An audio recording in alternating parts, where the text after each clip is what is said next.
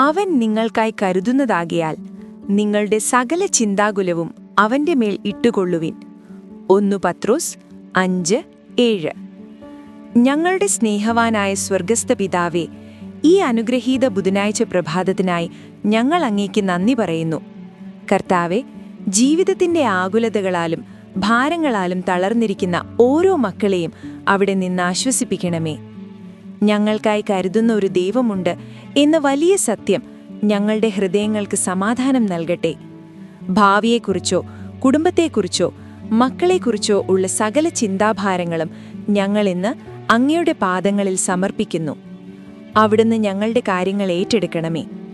അനാവശ്യമായ ഭയങ്ങളിൽ നിന്ന് ഞങ്ങളെ വിടുവിച്ച് അങ്ങയുടെ കരുതൽ അനുഭവിച്ചറിയാൻ ഞങ്ങളെ സഹായിക്കണമേ.